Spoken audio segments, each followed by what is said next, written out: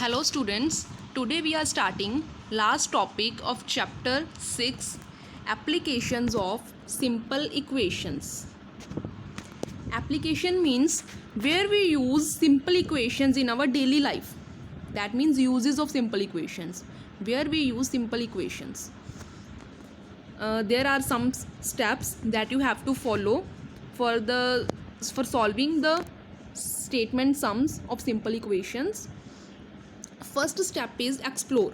First of all, you will read the statement very carefully and understand the problem. And then next step is plan. Then you will plan how to solve the statement. That means you will choose any strategy to solve the statement. Okay. Next step is solve. Then you will solve the problem. For solving, you have to represent one of the unknown quantity with the variable and try to relate all other unknown quantities with this variable. Okay, and then you will solve the equation so formed. Then check. Last step is check. Then you can verify your answer by substituting the value of variable in the equation. These are the steps that you have to follow to solve the statement sums of simple equations. Then the first example is a number when multiplied by 7 and added to 12 results in 61. Find the number. Here a number is multiplied by 7, then it is added to 12. But we don't know what is the number. Okay, so first of all we will assume the number. Let the number be x.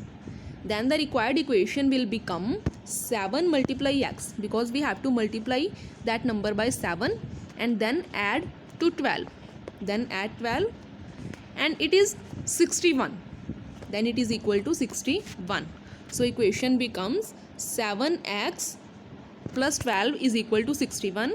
Then we will solve this equation and the answer we get is x is equal to 7. Then we will verify this answer by putting this value in the equation. Then we will put x is equal to 7 in this equation. Then left hand side and right hand side are equal, so the answer is correct. So x is equal to 7 is the correct answer. Then at last you will write, therefore number is equal to 7, because x is the number that we have assumed at first. So the value of x is 7, so number is 7. And next example is Shilpa and Sunita are fond of collecting seashells. Shilpa collected 5 more seashells than Sunita. Shilpa collected 5 more seashells than Sunita. Then first of all we should know how many seashells are collected by Sunita. Then first of all we will assume the number of seashells collected by Sunita is equal to x. Then according to question, Shilpa has 5 more seashells than Sunita.